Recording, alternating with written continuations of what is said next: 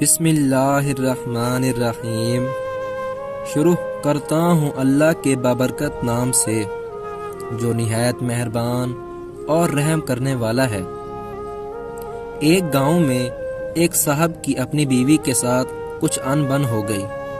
ابھی جھگڑا ختم نہیں ہوا تھا کہ اسی آسنا میں ان کا مہمان آ گیا۔ خاوند نے اسے بیٹھک میں بٹھا دیا اور بیوی سے کہا کہ فلاں رشتہ دار مہمان آیا ہے، اس کے لیے کھانا بناؤ۔ وہ غصے میں تھی، کہنے لگی تمہارے لیے کھانا ہے نہ تمہارے مہمان کے لیے۔ وہ بڑا پریشان ہوا کہ لڑائی تو ہماری اپنی ہے، اگر رشتہ دار کو پتہ چل گیا تو خواہ مخواہ کی باتیں ہوں گی، لہٰذا خاموشی سے آ کر مہمان کے پاس بیٹھ گیا۔ اتنے میں اسے خیال آیا کہ چلو بیوی اگر روٹی نہیں پکاتی تو سامنے والے ہمارے ہمسائے بہت اچھے ہیں، خاندان والی بات ہے، میں انہیں ایک مہمان کا کھانا پکانے کے لیے کہہ دیتا ہوں۔ چنانچہ وہ ان کے پاس گیا اور کہنے لگا کہ میری بیوی کی طبیعت خراب ہے، لہٰذا آپ ہمارے مہمان کے لیے کھانا بنا دیجئے۔ انہوں نے کہا بہت اچھا، جتنے آدمیوں کا کہیں کھانا بنا دیتے ہیں۔ وہ مطمئن ہو کر مہمان کے پاس آ کر بیٹھ گیا کہ مہمان کو کم از کم کھانا تو مل جائے گا، جس سے عزت بھی بچ جائے گی۔ تھوڑی دیر کے بعد مہمان نے کہا ذرا ٹھنڈا پانی تو لا دیجئے۔ وہ اٹھا کہ گھڑے کا ٹھنڈا پانی لاتا ہوں۔ اندر گیا تو دیکھا کہ بیوی صاحبہ تو زاروں قطار رو رہی ہیں۔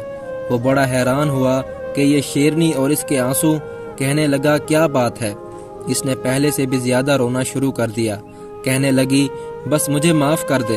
وہ بھی سمجھ گیا کہ کوئی وجہ ضرور بنی ہے۔ اس کے خاوند نے کہا کہ بتاؤ آخر تمہارے رونے کی وجہ کیا ہے، تم ایسے کیوں رو رہی ہو؟ بیوی نے کہا کہ پہلے مجھے معاف کر دیں، پھر میں آپ کو بات سناؤں گی۔ خیر، اس نے کہہ دیا کہ جو لڑائی جھگڑا ہوا ہے میں نے وہ دل سے نکال دیا ہے اور تمہیں معاف کر دیا ہے۔ کہنے لگی کہ جب آپ نے آ کر مہمان کے بارے میں بتایا اور میں نے کہہ دیا کہ نہ تمہارے لیے کچھ پکے گا اور نہ مہمان کے لیے، چلو چھٹی کرو، تو آپ چلے گئے، مگر میں نے دل میں سوچا کہ لڑائی تو میری اور آپ کی ہے اور یہ مہمان رشتہ دار ہے، ہمیں اس کے سامنے یہ پول نہیں کھولنا چاہیے۔ چنانچہ میں اٹھی کہ کھانا بناتی ہوں۔ جب میں باورچی خانے میں گئی تو میں نے دیکھا کہ جس بوری میں ہمارا آٹا پڑا ہوتا ہے، ایک سفید ریش آدمی اس بوری میں سے آٹا نکال رہا ہے۔ میں یہ منظر دیکھ کر سہم گئی۔ وہ مجھے کہنے لگا اے خاتون، پریشان نہ ہو، یہ تمہارے مہمان کا حصہ تھا جو تمہارے آٹے میں شامل تھا۔ اب چونکہ یہ ہمسائے کے گھر میں پکنا ہے، اس لیے وہیں آٹا لینے کے لیے آیا ہوں۔ ناظرین، اس واقعے سے ثابت ہوتا ہے کہ مہمان بعد میں آتا ہے، جبکہ اللہ تعالیٰ اس کا رزق پہلے بھیج دیتا ہے۔ ناظرین، اس امید کے ساتھ اجازت چاہوں گا کہ یہ ویڈیو آپ کو پسند آئی ہوگی۔